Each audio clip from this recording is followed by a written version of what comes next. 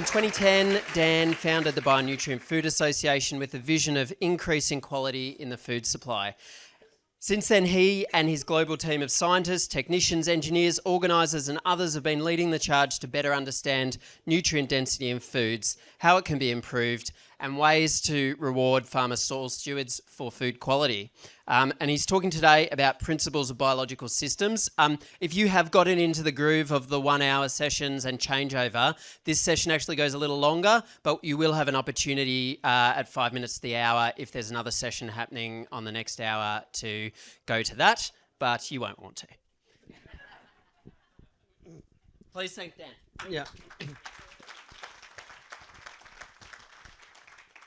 All right. Wonderful to be here, south of the equator. This is my first time. I said wonderful to be here south of the equator. It's my first time. Thank you. Yes, this is an amazing event. I just need to say at the very beginning, as a caveat, I'm not sure how many people think I'm talking about nutrient density in the meter today, but I'm not. I'm talking about that tomorrow. So if you think that's what you're hearing today and you want to go do something else, that would be, now is no pressure. Feel free. I've got two presentations. This one is Principles of Biological Systems, which I call, basically how nature evolved things to work. And then tomorrow is going to be nutrient density and testing and the vision and the meter and the market and the opportunity. So I don't see anybody getting up. All right.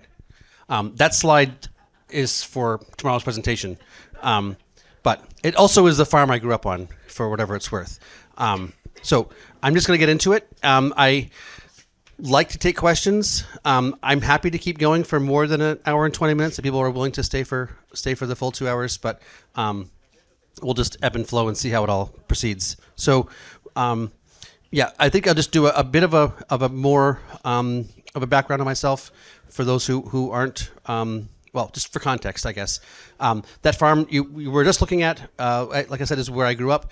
My parents built that homestead when I was 4. I was brought up in Boston before that. They were community organizers, and they decided they wanted to raise the kids in the country. So they built built a passive solar house with a root cellar and a wood stove and a milk cow, and it was a very sort of a rustic homesteading kind of lifestyle, no TV, that kind of stuff. Their day job was running the organic farming organization they helped found and run for 35 years in Massachusetts called NOFA. They wrote some of the first organic standards in the 80s in the US. So I come from a background of like a homesteader, organic farmer, part of the movement, which is context for what happened later in my life, which was that after managing their farm through my teens and 20s, and then in the summertime, and then traveling the world and being an activist and a radical in the wintertime, I finally got married towards the end of my 20s, and had found no better way to raise kids, I thought, than on a homestead and with parents at home. And so I set about trying to be a farmer myself, at which point I realized that I, like a lot of farmers, couldn't make a living because there's these things called pests and diseases and failure to thrive, etc. So that's what got me started really in this whole process, was realizing that, and I was brought up in the organic orthodoxy that we are better people, God's chosen. Anybody? Part of God's chosen? Yes. I mean, our noses were well elevated at the farmer's market in town every Saturday morning because we were God's chosen people. It was only when I realized that being eaten alive by a flesh-eating fungus is not a sign of health. Certainly, being eaten alive by larvae is as well not a sign of health. If you had a cow that flies had laid eggs on, and those eggs had a sheep that had flies laid eggs on it, and those eggs had hatched, and those maggots were eating that sheep alive, you would say something is wrong, right? If you had a child that was happening to you, you'd say something was wrong. We had it happening to our potato plants every year. The larvae of the Colorado potato beetle were eating our potato plants alive, and we thought that was just normal, because it was normal, except not out in the forest, not in the field. None of nature's plants does that happen to, only the plants that we're managing. As well, a MRSA or VRSA or a systemic staph infection, right? If you had a chicken that was being eaten alive by a flesh-eating fungus, you'd say something's wrong with that chicken. You probably would not slaughter it and feed it to your children or sell it to a customer. And yet our squash plants and cucumber plants are being eaten alive by powdery mildew every year. The tomatoes had blight. The lettuce had other kinds of mildew, right? So our plants were being eaten alive literally by flesh-eating funguses and larvae every year, and that's why it was hard to make a living. But I was that was normalized for me. But when push came to shove and I really wanted to raise a family on the land, and I didn't really know anything else about how to make a living except for farming, I went through the process of humbling myself and realizing I didn't actually know was anywhere near as much as I thought I knew, and started reading books and going to conferences, attending seminars. Anybody here heard of Acres USA? I'm guessing that's the mothership, as far as I'm concerned, of the culture of integration of permaculture and agroecology and biodynamics and organic and quantum and IPM and conventional. Like it's a big tent basically where all the various different insights of the various streams of wisdom were held and respected, and that's where I got my sort of perspective. And so most of what I speak to comes from that lineage of elders. But yeah, it was there that I heard about bricks. I'm sure people here know about bricks. I had never heard of this concept of bricks. I never thought that there was a variation in nutrient levels in food. I never thought that you could actually proactively tell whether a plant was about to get eaten alive or not. I was blown away by the fact that there was actually a variation in nutrient levels in food and it could be assessed. And I said to all the elders there, my God, this is amazing. Who's talking about it? And what's the word? And there wasn't a word. And so that's where we created the word nutrient density, was in my attempt to sort of bring attention to this thing that I thought was quite important, which was this dramatic nutrient variation in food, which correlated with plant health, which correlated with soil health, which correlated, we think, with human health. And also, for me, was part of my secret agenda with consciousness and grounding coherence in humanity. So we'll maybe talk more about that all tomorrow. But what I'm here to talk about today is the what I call principles of biological systems. How did nature evolve things to work? How is it that plants have been growing for 400 plus million years without farmers, without fertilizer, without plows, without insecticides and fungicides? Because that was when the more I understand how to do things that support nature, the less work I have to do. The more my plants grow themselves, the more nature grows the plants, the greater the yields are, the better the shelf life is, the better the flavor is, the better the soil health, etc. So with that introduction, I'm just going to get going. Everybody good? Yes. So far, so good? All right. Right.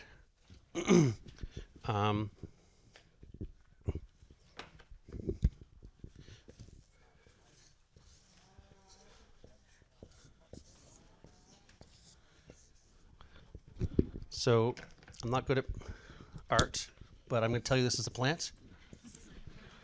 Everybody's okay with this? Suspension of disbelief, whatever it takes. It's concept, right? It's one of the powers of the human mind is to envision. Yes. So my proposal here is to walk you through a series of what appear to be, sort of simple yes/no questions, and maybe end up at some interesting insights. And this is a highlight reel of what has turned into now a 24-hour stand-up show that I give. I'm literally, it takes 6 days, but 4 days. 4 6-hour days, not 6 days. Which is freely available on YouTube. So if this is at all of interest, all you have to do is look up my name on YouTube and you can download hours of this going into much more depth than I'm able to go into here. So I'm sorry, I'm not going to be able to actually deal with the nuances that I'd love to address, but so you know, this is just a highlights reel. Okay, so most plants are green. Most people agree that plants are green. Most people agree that plants are green because they cover their bodies in these things called chloroplasts, in which occurs this process called photosynthesis. Most people agree that the recipe is water plus carbon dioxide plus sunlight equals oxygen and sugar. Most people learned that the oxygen is emitted out of the atmosphere, out of the leaves into the atmosphere. I bet most people in this room have also learned that a lot of the sugar is injected. So here's the oxygen going into the atmosphere. You've also learned that a lot of the sugar is taken down through the stem into the roots, injected into the soil. How many people here have heard of James White? Yeah, some? Okay. So it's actually much more complex than just sugar, right? It's actually a way more sophisticated, profound, brilliant process of what's going on. But who here has heard of Darwin? Yeah. And what we say in that shorthand for what Darwin said? Like, what's the essential insight? Survival of the fittest, which we generally take to mean I win if you lose. Has that been sort of how it's been digested? Right? So I'm going to propose a couple things here. I've got some basic rules. One is if you ever have a question, you direct it to the basic point, what does nature do? You don't ask me, you don't ask a book, you don't ask somebody who's famous. You say, what does nature do? What is nature's pattern? And my basic proposal is if what a book tells you and what nature tells you are different, the book is wrong. Everybody's okay with that? General statement? So we have this idea of Darwin with evolution and survival of the fittest saying, I win if you lose. And we also have a model on planet Earth, which is that plants cover themselves in green to make stuff, which they then eject out of their bodies. Like, would it make sense strategically to cover your body something in green to make stuff that you inject out of your body if the rule of nature is I win if you lose? It doesn't follow. Right? Foundationally, nature does things in a different kind of way than is our colonized sort of framework. And so the more you're at peace with that and you come to terms with that and can engage that, I think the easier a lot of these things all become. So the model here basically is symbiosis. Nature, has the plants making sugar to inject into the soil to feed the soil life, because the soil life are the ones that can digest the soil and feed the plant. And then the plant grows and it makes more leaves and it makes more sugar and injects them more into the soil and more soil life, which digests the soil more and feed the plant more. So it's a virtuous circle, right? Some people are aware of this concept that if I help you, you might help me later. That being a good neighbor causes neighbors to be good to you, right? Right. It's actually symbiosis, I would say, is the model of nature. And so foundationally, that's one of the basic pieces here to consider. We understand, I like to say on none of the first 6 days did God invent fertilizer, right? Foundationally, nature has evolved a capacity for plants to feed themselves. And in many cases, imbalances that cause things to be going wrong are imbalances of excess. Like, I'm a farmer first, as far as I'm concerned. Those are my people. Specifically, smallholder farmers are my people. I've spent enough time in Guatemala and Honduras and Siberia and India, to feel like that for whatever reason, growing up as a subsistence smallholder farmer, those are my people. And so certain things get under my skin. And one of them is people taking advantage of us. People trying to sell us stuff.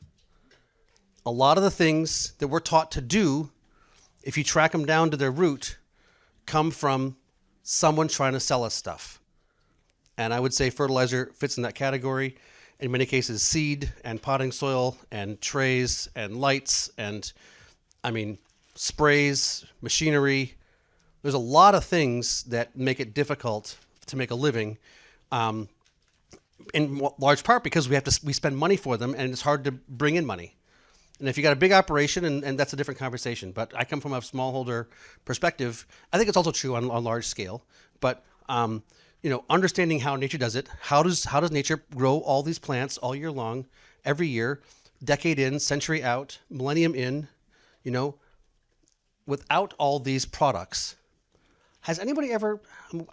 My seasons are going to be hard to get them backwards. But when did tomatoes germinate in the ground? September?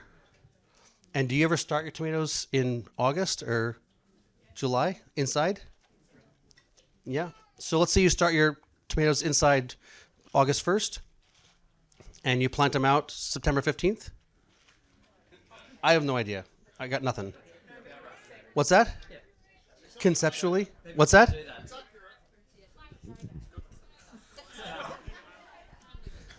I can't just. All right. You're in the right ballpark. In the ballpark. I'm sorry. This is my first time south of the equator, like I said. So, bear with me. Right. Except Christmas is summer, so that doesn't make any sense at all. The winter solstice is in about 2 weeks. So, anyway. Yeah. So wherever you live, whatever the dynamics are, I'll just use my example from where I live. We get our last frost it's safely end of May. So June 1st, we can plant anyone with a crop outside, and you'll find the tomatoes will germinate. Tomato seeds will germinate around the end of May, beginning of June, and by the end of August. Middle of August, we've got tomato plants that are 10 feet wide on the wild ones, nature's plants, 10 feet across, green leaves from bottom to top, full of fruit, no disease. The ones that we start inside with a 6 weeks, head start, with all the potting soil and all the trays and all the lights and buying the seed and the fertilizer, are puny, diseased, sad. How many years in a row does nature need to kick your ass, just completely beat you, before you stop and say, maybe I've got something to learn here? Right? I mean, there's things we do over and over and over again. And those are weeds, right? Those are weeds. They germinate late. Oh, I don't want them there. Well, did nature ask you to put those seeds there then? Or did she tell you where she wanted things to be planted? Who's in charge? Do you think you're in charge? Maybe that's part of the mistake. I think from a foundational standpoint, we got things completely backwards here. And until we become more humble and more receptive and more willing to be in service, we're going to continue to struggle. So anyway, as a mix of philosophy and hopefully some practical action, so just walking through the practical dynamics here. As far as I'm concerned, this is a plant, and it doesn't matter whether it's a tomato plant or a corn plant or an apple plant or an echinacea plant. I don't care. From a fertility standpoint, from a management perspective, it's entirely irrelevant. The important point I want to focus on here is that it's this area down here where all the action's going on. And I call it principles of biological systems. If the plants are the middle of the food chain and the animals are the top of the food chain, you can say that the herbivores are below the carnivores, or however you want to frame it so that we're on top. The bottom of the food chain is the microbes, right? You can't build the top of the pyramid or even the middle of the pyramid until you build the bottom of the pyramid. So from my perspective, the important conversation here is about what is necessary for the bottom of the food chain to flourish. Because only as big as the bottom of the food chain is, should we expect the middle to be able to be built and the top. Everybody's okay with that? Relatively logical? Okay, so there's a couple basic environmental conditions that I think are critically important. We'll just walk through them. Here's one that you can find very few people selling you. It's hard to corner the market on oxygen. right? Like it's hard to package it up and make a 10x premium on it.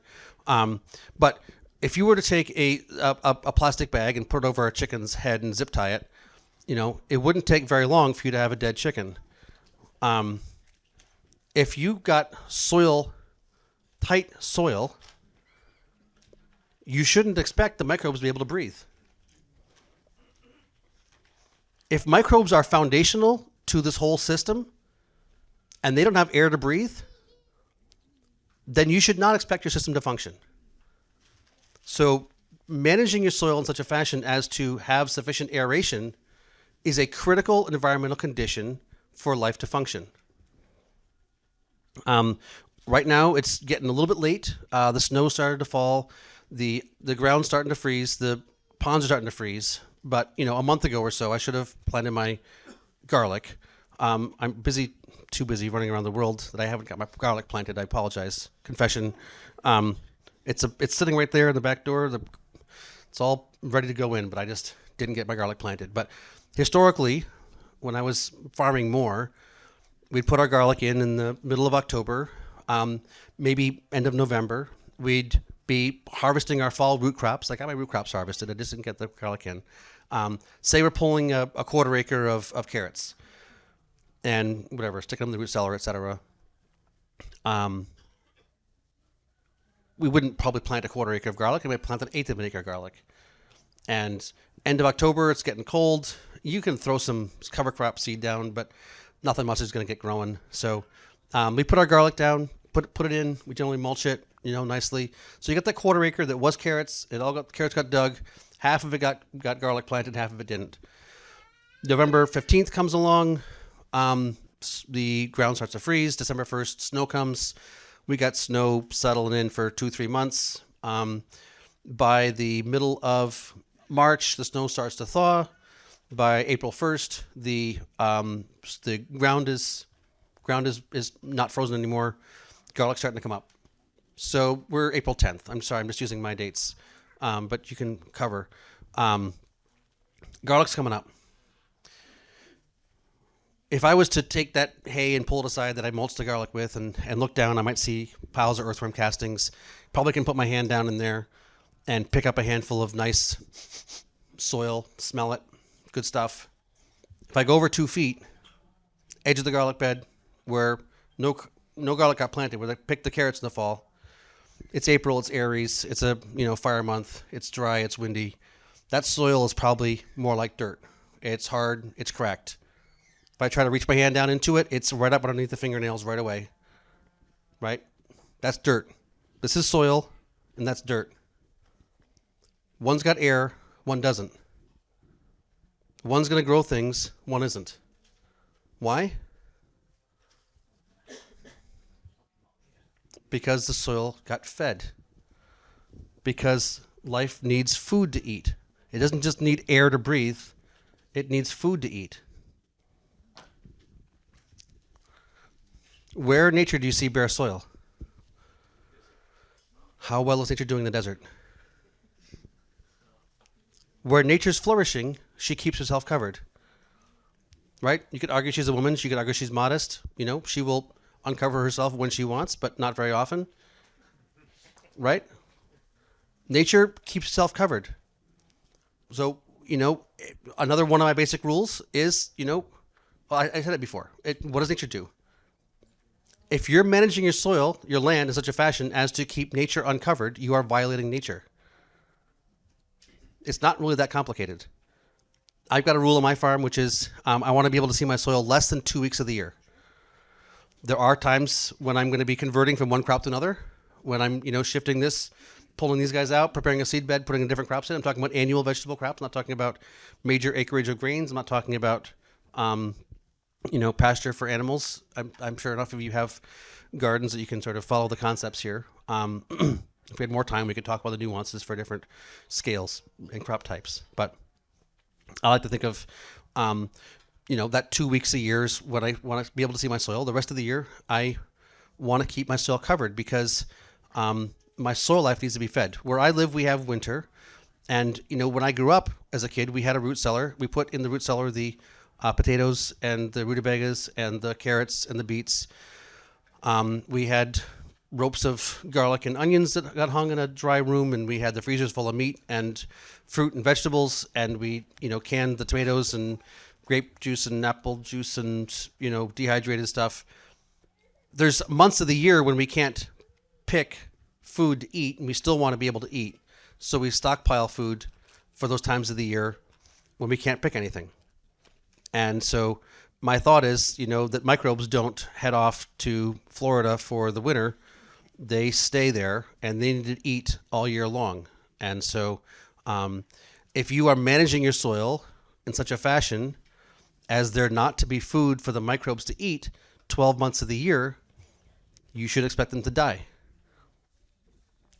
So bare soil is a good,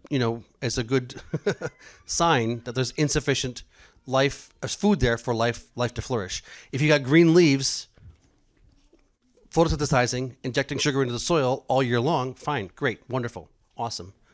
But if you are, not maintaining that environment where either there's green leaves growing and feeding the roots, or there's nice layers of dead organic material in the soil, you should expect a lack of food to cause system shutdown to occur. So air and food, these are two of the basic ingredients I like to think of as necessary for life to function. Another one is difficult for big corporations to sell us too much of. It's water. People have heard about this one, water. I've heard it's a bit of a deficit sometimes in this country. Hydration is foundationally important. Anybody heard of Carey Reams? The Reams method of RBTI. One of the Acres elders, completely brilliant. One of his sort of aphorisms was, if you cannot maintain moisture, don't waste your money on minerals. Take a chicken, take a cow, take a child, don't water it for a week. It's not going to toughen them up, right? It's going to cause them to be dead, likely. So think about your microbes. Anybody ever seen one of those farms where they have tomatoes like on scale, and they'll have like a black plastic covered bed with one line of drip tape down the middle and a plowed tilled tractor path in the middle? That sort of like structure. As above, so below. If you've got a plant that's 5 feet tall, sorry, I'm using all imperial numbers here, but you're okay with it. You got a 5 foot tall tomato plant. You'd like to think that tomato plant has 5 foot of roots down. It's 4 feet wide. You'd like to think it's got roots that go reach out 4 feet. If you got one line of drip tape right down the middle of that plant, right where the stem hits the ground, and you got an irrigation system that is maintaining hydration in that zone where the stem hits the ground, you are creating a dynamic where that plant may be able to maintain hydration. But if you think that that root zone should be 5 foot wide, if there's no moisture out 8 inches from the stem, the microbes can't live. And so if the plant is trying to feed the microbes so the microbes can digest the soil so they can feed the plant, that system is broken. On my farm, I want to maintain hydration across the entire soil profile. At no point do I want to find dryness. I don't think that's strategic. Think about, I like to use the metaphor of the life cycle of animals, because it's oftentimes more intuitive for us than the life cycle of plants, although it's basically the same thing. If you think of birth as germination, then you can think of transplanting as kindergarten. You can think of first flowering as puberty. If you think about a tomato plant that's filling fruit, she's got 6 or 8 fruit that she's filling, or 10 or 20. She's a pregnant woman. Anybody know about feeding pregnant women? How critically important it is to do an exquisite job of feeding pregnant women?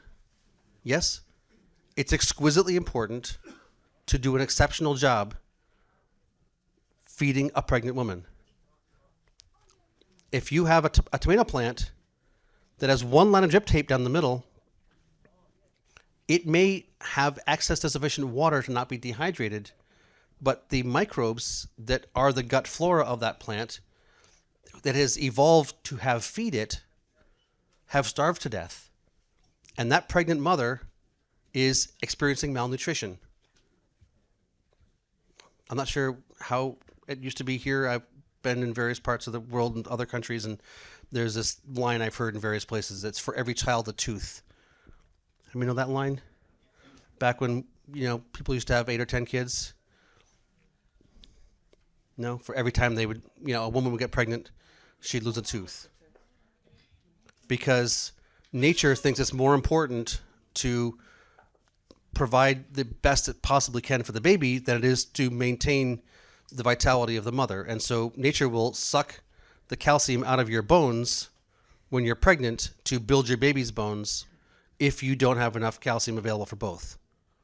That's what nature does. That's how she's designed it, and that's it. And have you ever heard of this thing they call early blight, where the bottom tomato leaves turn yellow and then turn brown and then fall off?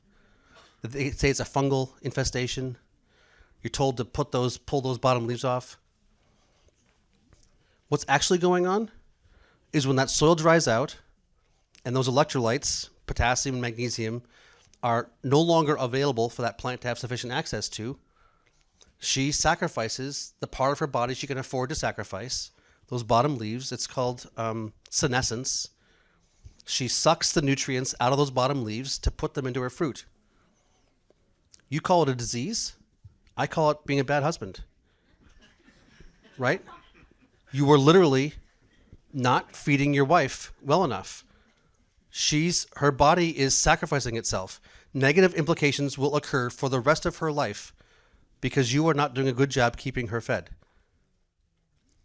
So maintaining hydration is critically important. Absolutely critically important. Anybody know how nature irrigates? There's rain, of course. There's another really, really amazing thing nature does. That's another one. No, it's an entirely different one. Yeah. So if you go over to the edge of this island or the mainland, right over to the exact edge, and you stand there, and you don't move for 12 hours, you're going to find that the water moves up and down a bit. Yeah? You've heard about it? Something to do with the moon and the sun and the gravity thing? Yep. The tides. Right? You know the tidal force applies on land too? It doesn't just apply in the ocean? That the gravity of the sun and the moon are applicable above land too? Anybody ever had a seasonal stream in a drought that'll be dry and then it'll flow and then it'll be dry and then it'll flow? You ever wonder why? Because the water in the water table is raising and lowering twice a day. Because nature waters from below twice a day with this amazing thing called gravity.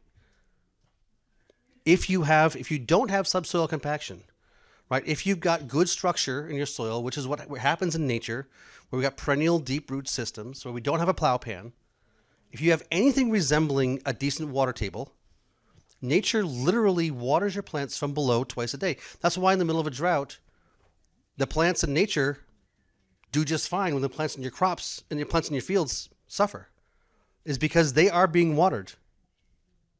It's unbelievable. And also, there's another really, really cool part. So the microbes in the soil, many of them are aerobes, which means they breathe in oxygen and they breathe out carbon dioxide. Right? We've heard about this concept. If we were to put like a hermetic seal on this room for long enough, we'd all die because we would have breathed in enough of the oxygen and breathed out enough carbon dioxide, we wouldn't be able to breathe anymore. So if you think about the microbes down 3-4 inches, they're breathing in oxygen, breathing out carbon dioxide, breathing in oxygen, breathing out carbon dioxide. It shouldn't take that long for them all to die off. Except that nature has this amazing strategy for air transfer. As the water table moves up through the tidal force, the pore spaces are filled, the carbon dioxide is pushed up into the atmosphere. Who breathes in carbon dioxide? Plants. And then tidal force goes down, and the oxygen from the atmosphere is sucked into the soil. Nature is so beautiful. The systems by which life maintains itself on this planet are so profound. You don't need any machinery. You don't need bore wells. You don't need pipes. I mean, all the stuff that people want to sell you, right, is not necessary when you have been working in harmony with nature. It's so amazingly beautiful. But if you ignore these things, if you think that plants grow through eating fertilizer, I mean, what a ridiculous concept. So if you were in a car and you got into a car crash, and it was a bad accident, and you were life flighted to the hospital and kept alive in a coma on an IV drip for 2 weeks before you finally woke up again, I'm going to say I'm glad that we've got life flight helicopters and hospitals, and I live in the 21st century, because I'd rather not be dead. But it's also very true that I did not evolve to eat through an IV drip. Right? I can be kept alive through soluble nutrients being injected directly into my bloodstream. Like, it is possible to keep me alive through that strategy. But what happens to my gut flora? What is it? My immune system? My microbiome? If they're not being fed? All of a sudden, you get all these complications, right? You get all this other stuff that goes wrong, because even though technically sufficient electrolytes are being injected into your bloodstream to maintain your life, the foundation of who you are, that microbiome, is dying off. If the microbiome is the foundation of the immune system, right? Like, we've been taught that plants eat fertilizer, that plants grow through soluble nitrogen, soluble phosphorus, soluble potassium, right? The definition, technically, legally, the definition of a fertilizer is a soluble nutrient. That's the legal, technical definition of a fertilizer, right? If you get rock phosphate, which is 30% phosphorus, but only 3 of those 30 are soluble, on the bag it'll say 030. Even though it's 30% phosphorus, it's against the law for the person who's selling it to you to put 30 on the bag, because the technical definition of fertilizer is soluble nutrient. There's a bunch of people who make a lot of money selling farmers things that are actually deeply detrimental to the living system. The first thing they've sold us is a bill of goods that we think that plants need fertilizer to grow. On which of the first 6 days did God invent fertilizer? For how many hundreds of millions of years have plants been growing? How many of the trees in the forest are legumes? There ain't many legumes in the forest. So who's adding nitrogen? Is it urea or liquid fish? Who's adding nitrogen in the because how are those trees getting the nitrogen needs met? All plants have evolved the capacity to work in symbiosis with free-living, nitrogen-fixing bacteria to pull nitrogen out of the atmosphere and make it bioavailable to them. All plants, for hundreds of millions of years, have evolved this capacity, right? Nature, what percentage of the atmosphere is nitrogen? 78% of every breath of air you breathe is nitrogen. And yet you think you need to add nitrogen for a plant to grow? Another one of the rules of my farm: thou shalt not add nitrogen. Thou shalt not. I do not. Fish, compost, blood meal, nothing. If my plants can't fix their own nitrogen, they're not fit. Another one of my rules: thou shalt not kill an insect. Another rule: thou shalt not kill a disease. Like, those are the rules on my farm. I'm not saying anybody else has to take those rules on. I'm just saying that's how I operate on my farm. Okay, another key piece of this puzzle. Minerals. This was one of the things that I did first in the beginning of my, actually take responsibility for being a good farmer that completely blew my mind. I'd heard about this thing called remineralization. There's an organization, Remineralize the Earth, that I actually worked for a couple of years. Brilliant group. There's a thing called an enzyme. Who here has heard about an enzyme? Do you sort of know what an enzyme is, or kind of know what an enzyme is, or not really? Sort of. I'm not seeing a lot of big nods. Who knows what a 9/16 spanner? You guys call them spanner or sockets or wrenches? Spanner. You guys are more English than American, yeah. Spanner. You know what a 9/16 spanner is? How about a 10 millimeter? How about a Phillips head screwdriver? How about a star bit?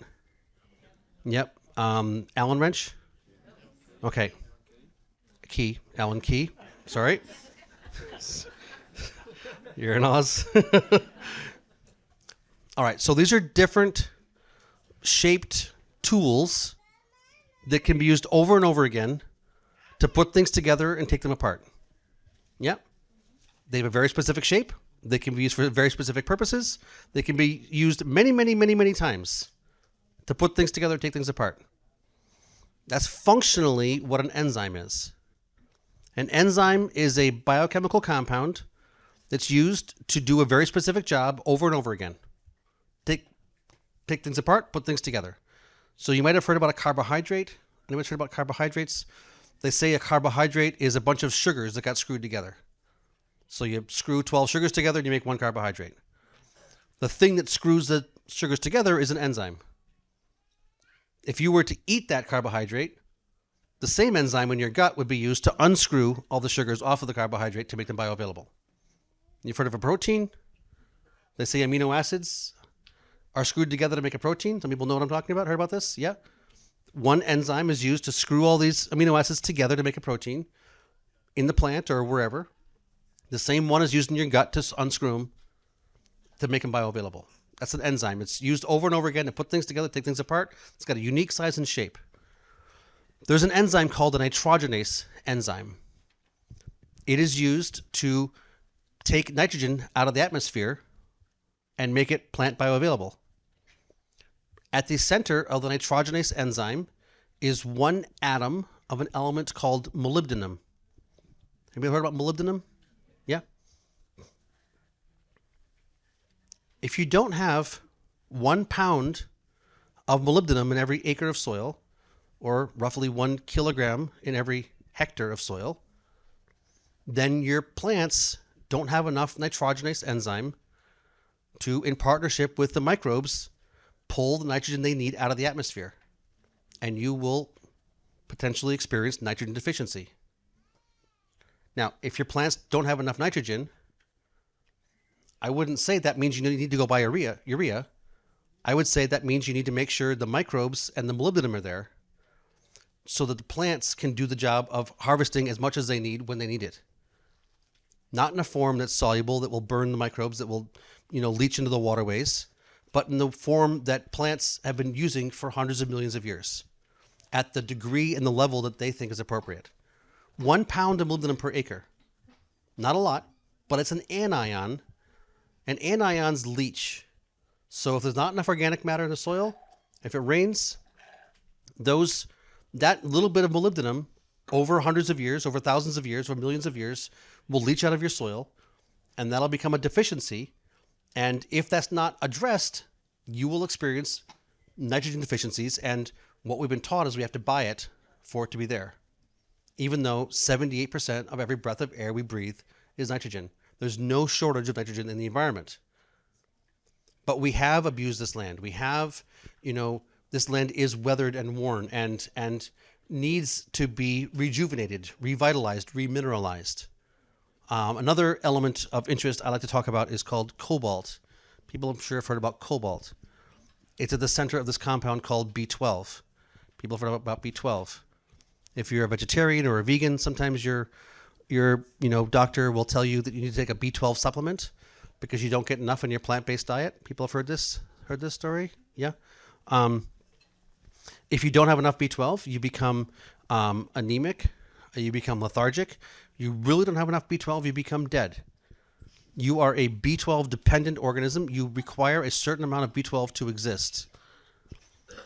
At the center of that compound B12 is one atom of the element cobalt. I said the microbes are the bottom of the food chain, right? I said this is who the important people are. We don't really care what kind of plant this is. 80% of the species of soil life are B12 dependent. You can do all the cover cropping, you can do all the polyculturing, you can do all the no-tilling, you can do all the composting, you can do all the other practices of regenerative or organic or agroecology or permaculture or whatever, but if you just don't have cobalt in your soil, 80% of the species can't exist of soil life. So there's a bunch of minerals like this. Boron is another one. Boron's critically important.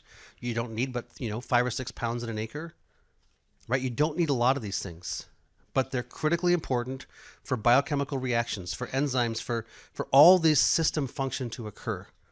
And I personally recommend the use of rock dust, which is what the continents are made out of, and sea salt, which is what the oceans are made out of, to address our mineral deficiencies. So while you may need to bring things in from off-site, I'm not saying there are things that have to be expensive or unnatural or it all difficult. Anywhere you've got a paved road with blacktop, the ingredients in blacktop are crushed rock and tar. The tar, I'm not sure where you guys' tar comes from. It's probably not Alberta, but maybe probably not Venezuela. I'm not sure you have a local source somewhere. Java, I don't know. But what's that? Indonesia somewhere, I'm guessing. Yeah. So that's where the tar comes from. But the crushed rock probably comes from a hole in the ground somewhere close by. They call it a quarry, right? The act of quarrying is one where you drill a little hole, a few holes, you put some explosives in there, blow them up. You come up with the big, the truck takes the rocks, puts them in the, in the crusher. The crusher crushes them down. There's these screens. There's a 1/2 inch screen and a 1 inch screen, a 2 inch screen and a 1/4 inch screen. And the chunks of rock that are the right size get pulled off. There's a waste product. It's called crusher dust. It might cost you $2 a ton or $5 a ton. It generally costs more to drive a dump truck full of rock dust across town than it costs to fill the truck up with rock dust.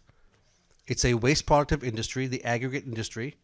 You're specifically looking for basalts, ideally, or granites, next good. You're not looking for sandstone. You're not looking for limestone. Okay, you're looking for rock, parent material that's got 30, 40, 50 different elements in it as the material you're looking for to address those mineral deficiencies. If I'm using sea salt, I'll do 75 pounds an acre. If you got enough rain, I do that every year. On my property, I do 75 pounds of sea salt per acre, my entire property. The swamp, the forest, the edges, not just my cropland. I want those minerals on every single inch of my property because I understand the critical role of trace elements in biological system function. And I'm not just trying to grow crops. I'm actually considering myself a steward for my land. And my land is worn and weathered. It's been abused. And so I've considered it my responsibility to create an environment for everyone to be able to function and flourish. All right. Just maybe one more point about that, about minerals. People have heard about the ancient cultures of Mesopotamia. Perhaps they've heard about the Egyptians. You might have heard about the Indians and the Chinese. These sort of civilizations that for thousands of years have lived in one spot and been able to maintain themselves, right? We've also heard about civilizations that sort of came and went. That they were up, they had a good run for it, and then all we got now is just dead, buildings. I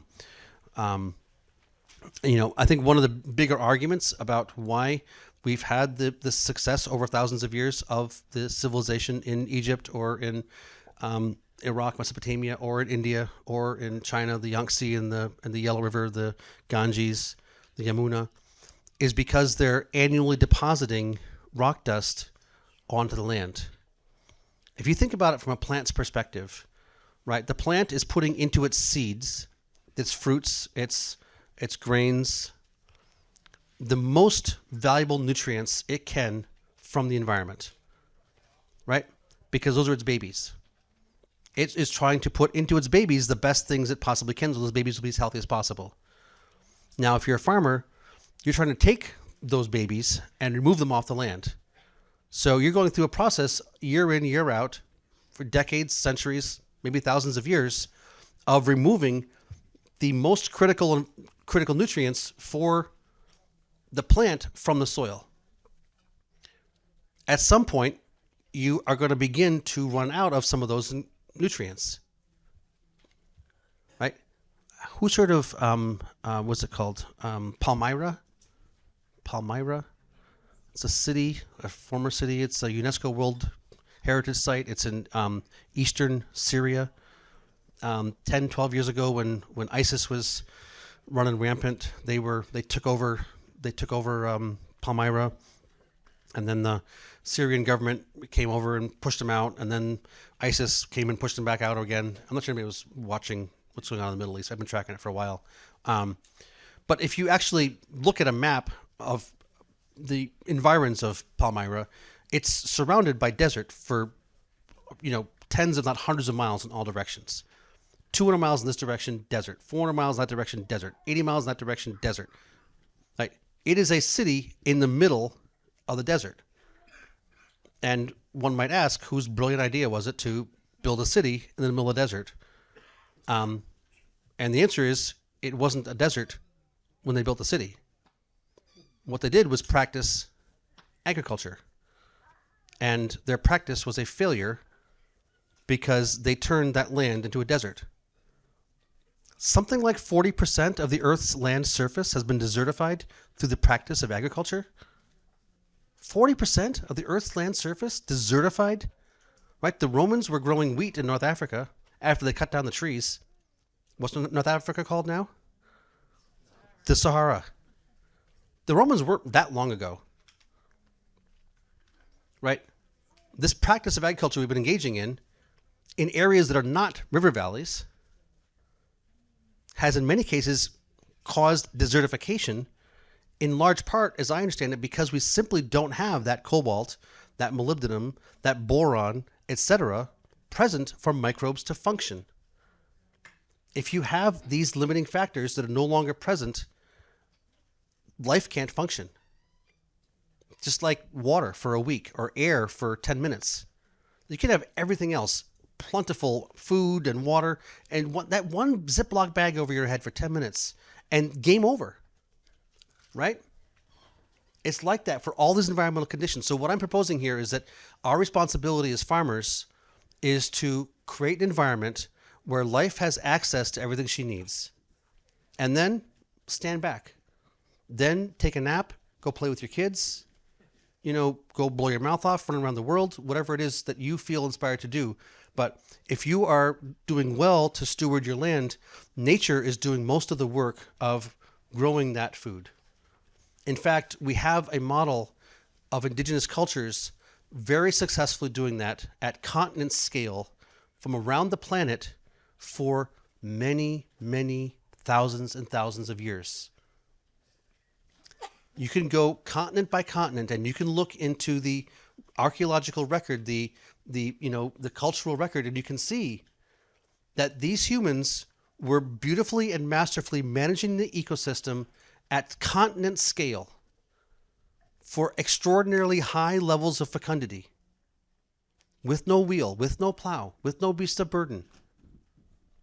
Right? It's not that we can't do this.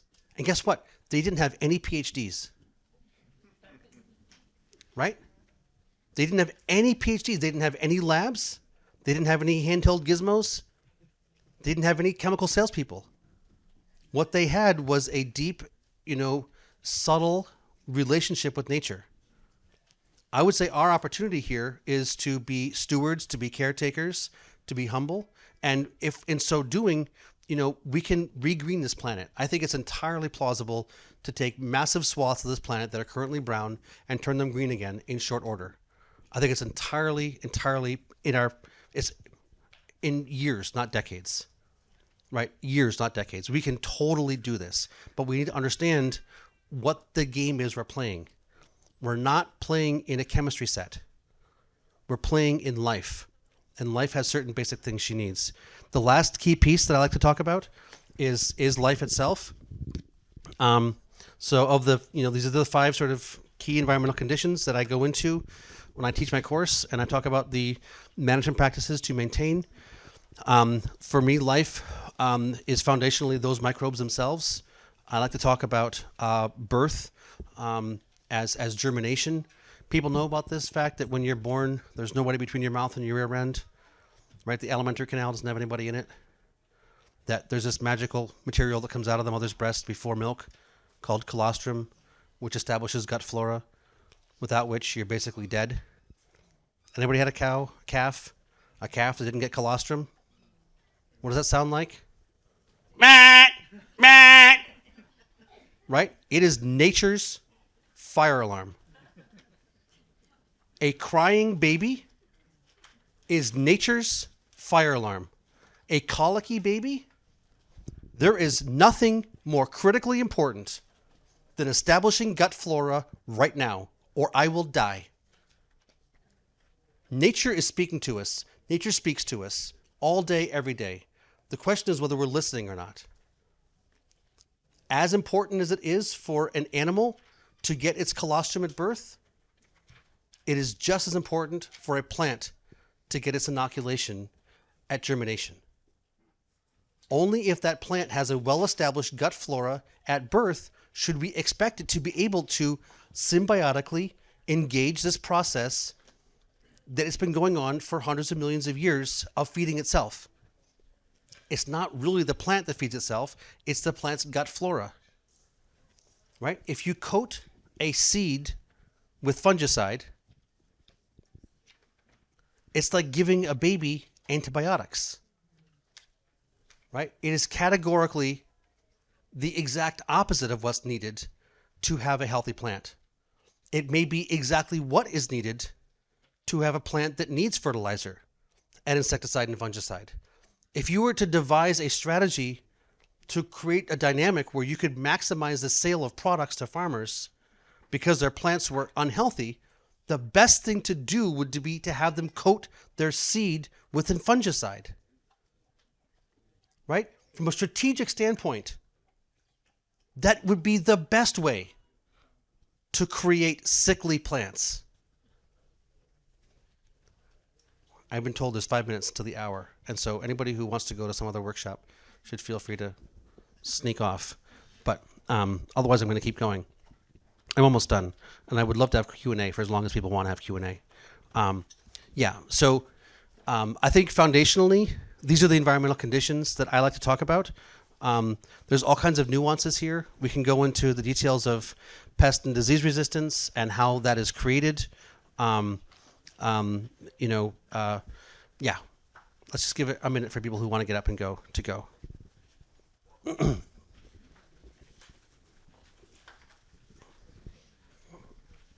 And those who are on the outside who want to have a chair, now you can have a chair. You're very welcome.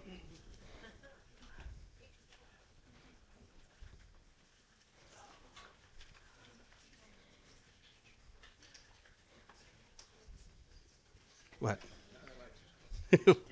Keep going. Is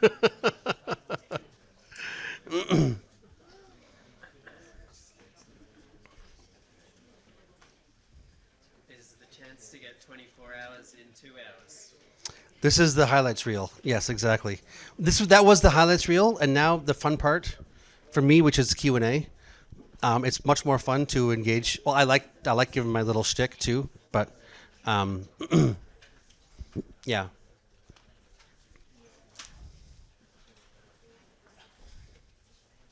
All right. There's a whole bunch of empty seats in the front row. for anybody who's sitting on the ground and would like to have a seat. All right. Yeah, that's basically that's basically the points that I wanted to cover in the hour. Those are the sort of the broad strokes. Like I said, there's 23 more hours of this, and I go into topics: esoteric, quantum, metaphysical, political, strategic, and more nuanced with all in-season management and things like that. So, does anybody want to start with a couple of questions, or I'll just choose myself topics? Yeah. Yeah. We tried to get some corn seed just to plant a few acres Yeah. recently, and we couldn't get it that didn't have a fungicide and Yeah. Did you grow corn last year? no, we just wanted to give it a bit of a try this year and see how we went. Do you know anybody who grew corn last year? Yes, sorry. The question. She said that she was attempting to buy some corn that was not coated with fungicide and couldn't. It's unavailable. I would say respect your enemy. Appreciate how sophisticated and profoundly, established the current power structure is. Like, this is not like a random happenstance. This is a comprehensive, strategic, systemic process that's been occurring. But as far as I'm concerned, we still are the people, and we still do have power if we choose to work with nature. Where I come from in North America, I'm pretty sure that was probably the case here as well. Part of the cultural heritage, the art, the sacred work of the culture was their seed. To commoditize seed, I mean, you might as well sell your children, right? Like, the seed is the wealth and the wisdom of generations, and keeping seed and saving seed, sharing seed, actually doesn't cost anything. It actually saves you money. Have you ever heard about epigenetics? Epigenetics, how the health of the grandmother and health of the mother affect the health of the baby, right? So when you buy seed, if you have anything resembling soil health, right, the person who grew the seed you bought probably had a weaker epigenetics than the seed that you grew and the crop that you harvested. So you're stepping back every year. You're doing all kinds of things wonderfully. You're building soil health, you're cover cropping, you're minimally tilling, you're doing all the rest of this stuff. And seed quality, which is one of the most powerfully, important things, which cannot be addressed in short order, which takes generations to heal. You're going back every year and you're buying in weak epigenetic material, unhealthy grandmothers, unhealthy great-grandmothers, unhealthy mothers is what we have of the babies we're planting every year. It's so stupid. It's so ignorant. It's so perverse. We have decades of poor health, generations of poor health of the mother plants, of the seeds that we're planting, and we insist on doing it year in and year out. It not only costs us money, it costs us productivity, it costs us yield, it costs us pest and disease resistance. It costs us nutritional value, right? So I would say the thing we should begin to do is to, reconnect with those traditional ways, and seed saving is powerfully in that list. Yeah. Given what you just said, what do you believe? If you're going to be buying in seed of unknown origin, which happens all the time, what are your methodologies? How do you discern quality in seed? And how do you biologically start them off in the best way possible? Yeah. So how do you determine quality in seed, and how do you give it the best vigor possible? Test weight is extremely simple. So pounds per bushel, if you're doing grain. seeds per pound. If you're doing carrots or lettuce, there's something called screen size. So oftentimes like the spinach grower will, when they harvest the spinach seed, they'll send it to the seed company and they'll put it through a series of screens, literally a 12 screen, a 10 screen, an 8 screen, and a 6 screen. And everything that is too big to fit through a 12 screen goes back to the grower for next year's production. Everything that's too big to fit through a 10 screen goes to the farmers on scale who know the importance of seed quality. Everything that's too big for an 8 screen goes for the production farmers that are, planting in tens of acres at a time or whatever. And everything that fits through is too big to fit through a 6 screen, which will germinate, goes to the packet trade. So seed size, weight and size, you want the fewest seeds per pound. You don't want the 250,000 seeds per pound of a variety if you have a 200,000 seed option, right? If you call up 3 seed companies and you say, I'm looking for Astro Arugula, how many seeds per pound do you have? One says 250,000, one says 300,000, one says 200,000. They all cost $30 a pound. Like, 300,000 seeds per pound is the best deal. I get extra 100,000 seeds for no extra cost. But those are much weaker seeds. So I would say the fewest seeds per pound, the biggest, the heaviest, is what we're basically looking for. In general, I always inoculate my seed, which means I cover it with as broad a spectrum as possible of multi-kingdom species. So dozens of families of bacteria, dozens of families of fungi. Seed should have in it multi-billions of spores, right? There's this called the, the core microbiome. So healthy seeds will have in them billions of microbes, which then at germination will come out and establish that gut flora. The question is, what's the spectrum, the nature of that microbiome in the seed? It has everything to do with the health of the mother plant and the environmental conditions that mother plant was experiencing.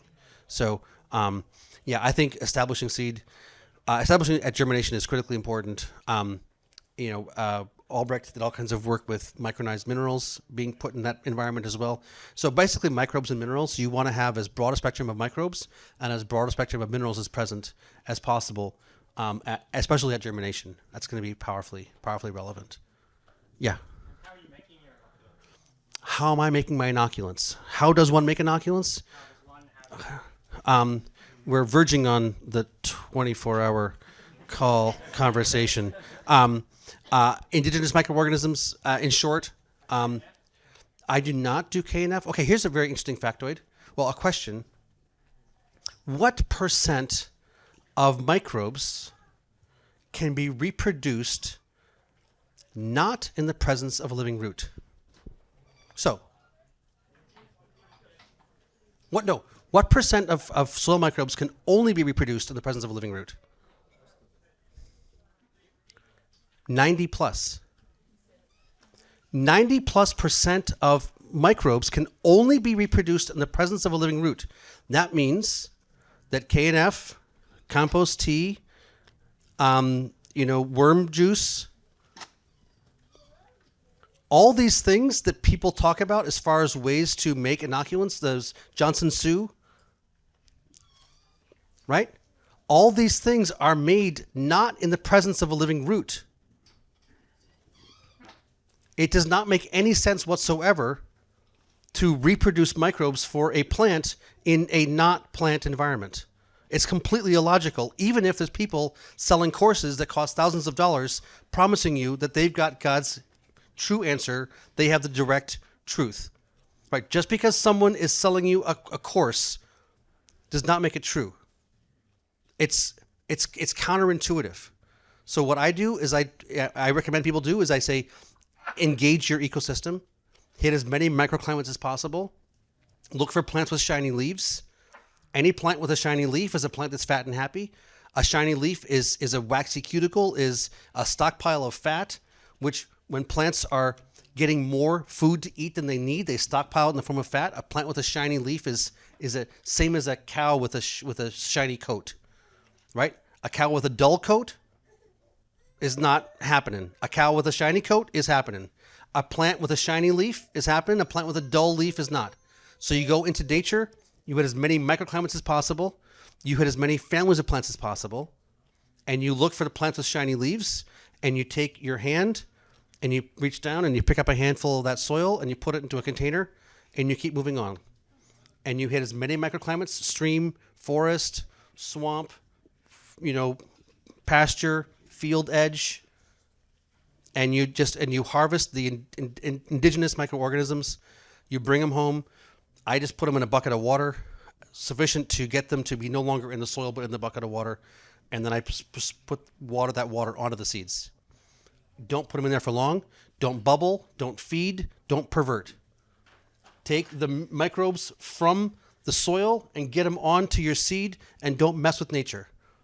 You put kelp, you bubble, you put molasses, and you completely pervert that spectrum, right? Nature's got it figured out.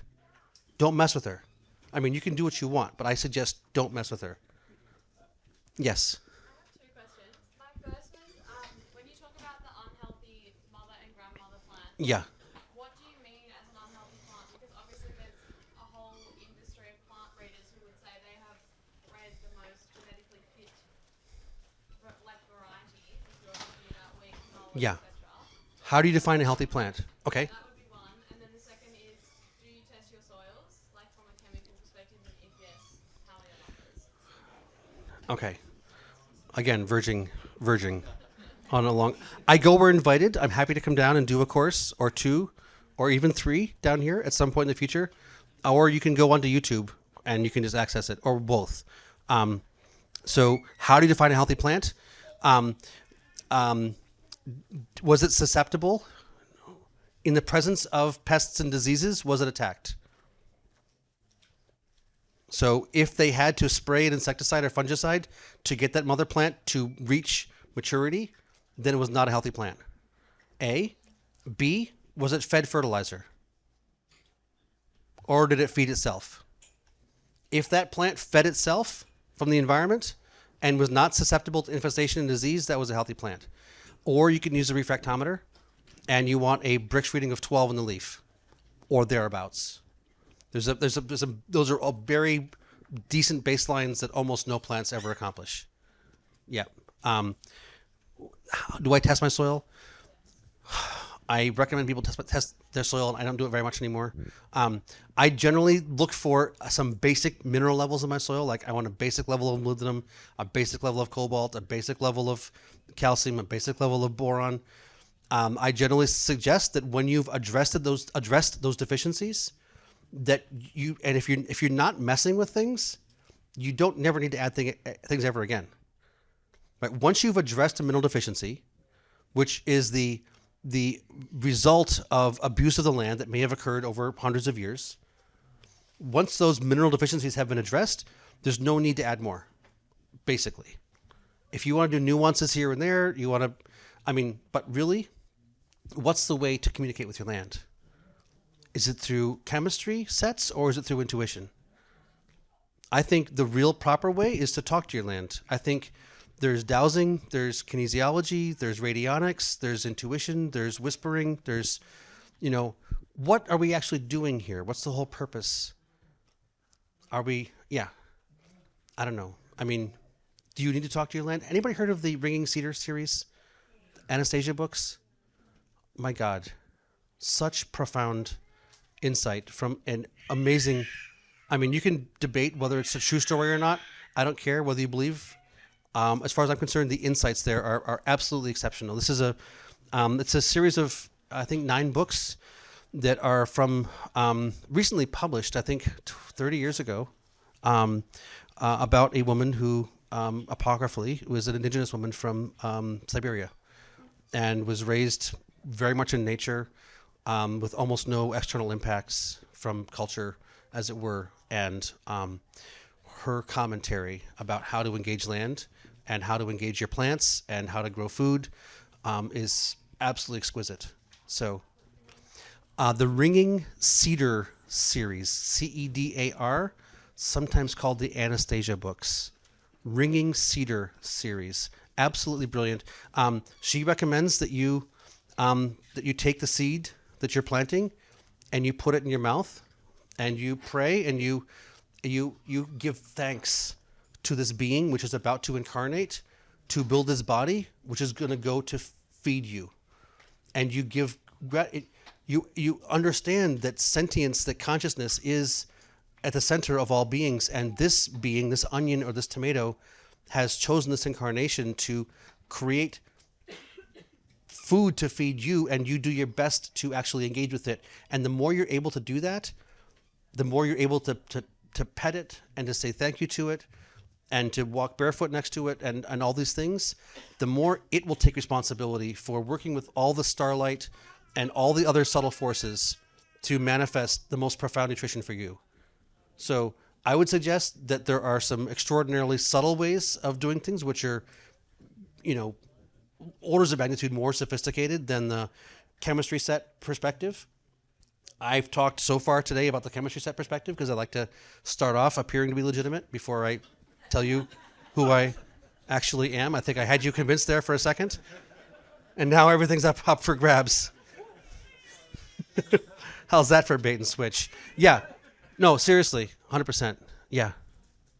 This might be verging as well. So I was intrigued because I'm a vegetable grower. I was intrigued when you said you don't add any nitrogen Yeah. to vegetables. And yes, there are free-living diazotropes that can fix nitrogen, but it's sort of accepted that they need to have constant ground cover and multiple species growing for them to thrive or to even emerge. Yeah. How do you manage that in your vegetable growing system so that you can encourage? How do I manage the environment so that I can get the free living nitrogen fixers to establish? What's the common word for nature's cover crops? Where in nature do you see monoculture? If we grant the point that nature knows what she's doing, that she's been around for a while and she's wise, and she's going to gently, work with us even if we're young and ignorant and aggressive. And year in, year out, she puts certain plants in there, and we think with great confidence that she's wrong and we should remove them. I would say, so what do? I don't weed. If you looked at my leeks or my beets or anything, you would have said that was a weedy patch. I would say it was a beautiful polyculture of 12 families of plants. I would say my onions grew for a month longer than anyone else's onions grew before they died down this year, as an example, because I told people to get their damn hands off my weeds. Like, don't. I have a friend of mine was coming over and she was like, hey, I'm going to weed your onion patch. Don't. Like, if they're shading the onions out, we can talk about it. Again, Anastasia has great comments on this about polycultures and maybe clip them. So, to what degree, what scale we're operating? Just because it's considered to be beautiful to have bare land with monoculture plants in straight rows doesn't make it true. Or it's beautiful in a certain kind of perspective. How beautiful is it for a bunch of 12-year-olds to be sitting in chairs, in lines, quietly repeating after the teacher, not running around, with no elders, with no music, and outside of nature? Is that beautiful? No, it's not beautiful. Damn straight. And yet, what do you call a 2.5 foot tall tomato plant in a row of other 2.5 foot tall tomato plants? Right? The things that we've normalized are so perverse. It doesn't make them right. It doesn't make them right. So, yeah, I don't know. I have lots of earthworms on my farm. Like, I like to go out at night in June, which would be high summer for us, with a flashlight. And I will wait till I get out in the middle of the garden, and I'll turn the flashlight on. And in that 1/2 of a second before they go scurrying down, there is an orgy going on 6-inch centers. Earthworms are hermaphroditic. They get both parts. And it's on 6-inch centers, they're going at it.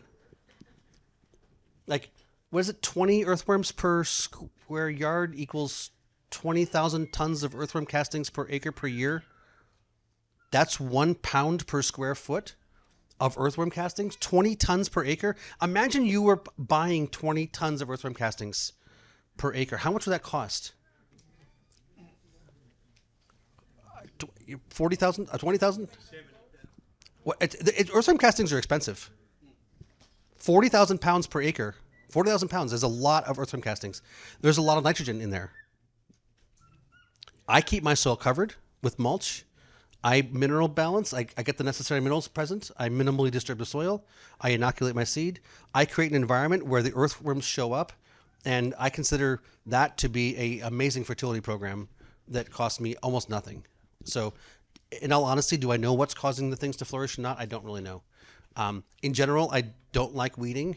I don't like extra work. I grew up on a farm where we worked all day, every day, like day in, day out, year in, year out, and I don't particularly like doing that. I love being a farmer. I love being on my land.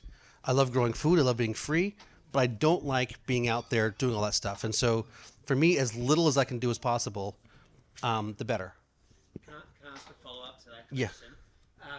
I suspect you've probably encountered someone comes along and listens to you speak about something like that, and they go and try it and it doesn't work. And then they come back and say, why didn't it work? Can you give an example of how you might respond to that?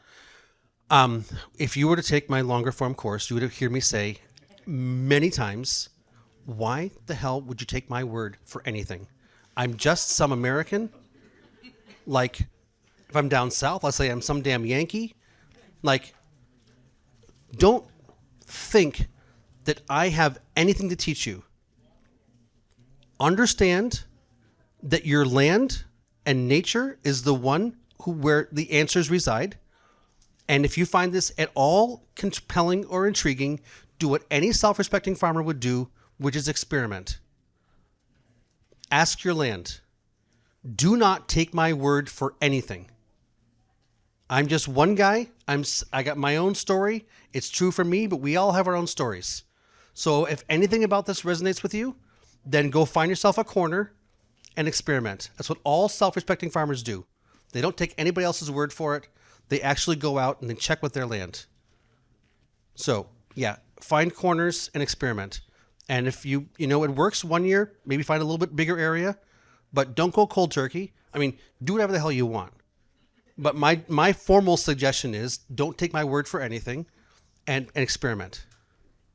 Yeah. You said you remineralize your whole farm Yes, entire property. every year with the salt. I do 75 pounds per acre of sea salt because where I live, we get about 50 inches of rain a year. And so salt, will wash. Why do you do it though? You said you do it in the forest and the swamp. And Yeah. I understand more in the production areas. Are you producing stuff out of those spaces? So am I producing anything? I consider the Native American perspective that chipmunk has a role, that wolf has a role, that raven has a role, and that human has a role. And the role of human is caretaker. And so if I've got 24 acres legally by the structures of the state that are my responsibility as caretaker, then I take that responsibility seriously. And creating an environment where all of the people and beings of that land have access to everything they possibly could need is part of my responsibility as a steward. So where do you draw the line between inputs there? Because I guess that's the same logic that leads you to put nitrogen down or further.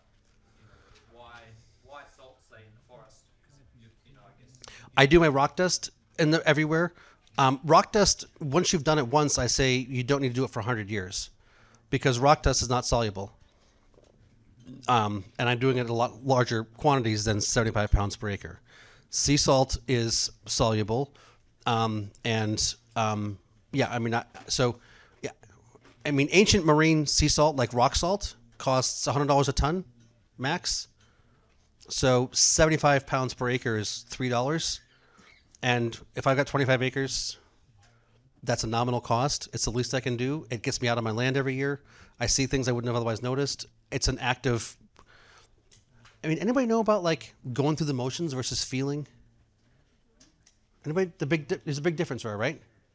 Like, I would say like the biggest X factor probably in all of this is feeling, is not I'm sad, I'm angry, but for me it's like this like sensation from within. Like I spent some time up in the Himalayas when I was quite young. I took off, I dropped out of school and I headed off for the Himalayas basically, and didn't come down until I'd come to a few things. One of which is the ability to activate my subtle energy bodies. And so at whim, I can turn on my heart chakra.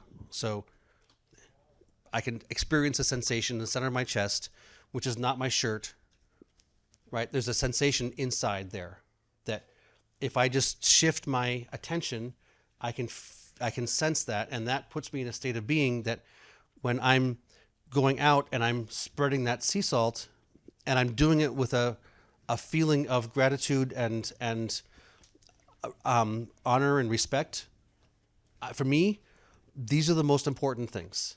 These are the most important things. When you're out in the garden, when you're playing with your plants, when you're planting them, are you just putting them in the ground, or are you gently, lovingly, thankfully putting them in? Right? It is all the difference in the world. It's more important than mineral balancing. It's more important than almost anything, as far as I'm concerned, is that loving care, that sensitive appreciation. I mean, yeah. So I think that's really what it comes down to. And that's what Anastasia says. I mean, I've come to that myself, but she says it really brilliantly in these books. Mother Earth is a sentient being. And anybody ever had like a little 2-year-old just like pet you on the shoulder or something? And that's just like the least bit of sensation, right? Like there's a whole body. You could have a backache. You could, there's all kinds of other things you could be experiencing. But that little 2-year-old lovingly petting you just like can totally shift your state of consciousness. Yeah? Does that make sense? So all the humans on this planet that are doing things that are abusing the land, Mother Earth is feeling. She's experiencing all that. She's aware of that. But those people who were lovingly touching her, who were lovingly caring for her, it doesn't matter the scale. I mean, maybe the scale is important, but the most important thing is the act of doing it. The act, each one of us, of really consciously engaging that land, yeah. I'm fairly certain that's at a very high level of what's important. Is that a place to end? No. Yes. Sorry. If you grow potatoes and you have weight, when you get amount of weight, it's hard to harvest potatoes. If I'm growing potatoes, I'm sorry, I didn't hear quite the whole question. If I'm growing potatoes, lots of weeds. Yeah.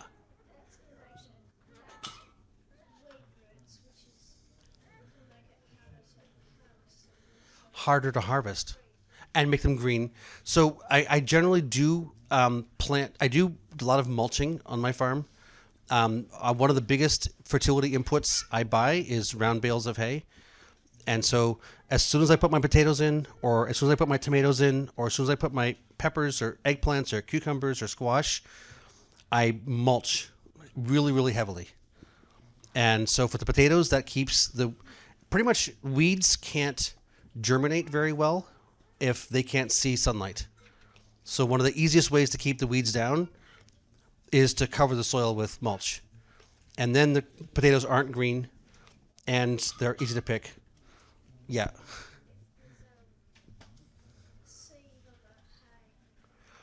If there's seed in the hay, no, it's a totally good question. 100%. Yeah.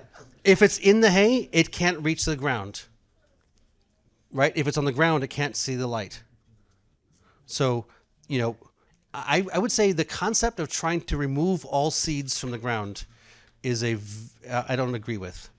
Because any field I'm growing in was an old hay field for hundreds of years, and there's going to be lots and lots of seeds in there. So I just accept that there's lots of seeds in the ground, and I'm happy with some plants growing around my potatoes. I don't want to just have potatoes. I want other plants there too. Yeah. Is your farm running as a financially viable Is my farm running as a financially viable business on its own? Up until 2017, I was making my living farming, working 20 hours a week. And that gave me time to set up and establish this organization, the Bionutrient Food Association, and start giving courses and all that kind of stuff, which basically made almost no money. As of 2017, we started the research project with nutrient density, which I'll talk about tomorrow, at which point the farm became a functioning homestead. And I make a few $1,000s a year just because my garden's too big, basically.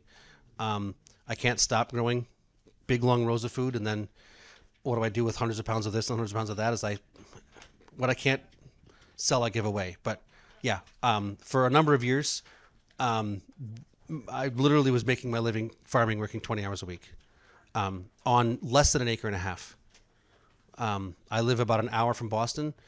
Well, if you leave at 5 a.m. in the morning. So I had a couple restaurant clients, and it was a health food store and a retreat center, but mostly it was the restaurants. And I would just get everything picked and in the cooler Thursday night and get up at 4:45 and throw everything in the car and take off, drop it off, and I'm home by 7:30. Make my money. Still get the kids up and make breakfast. I've done my commuting for the week, and yeah. So different people, different scale, different customer bases, et cetera, but absolutely. Yeah. That's what provided me the freedom to be able to start giving workshops and set up the organization. Was I literally was making my money farming less than full time. Yeah. I think we're over our hour and 20 minutes of predicted time. I'm happy to stop whenever you want, but I hope everyone's had a good time. Yeah. All right. Thank you.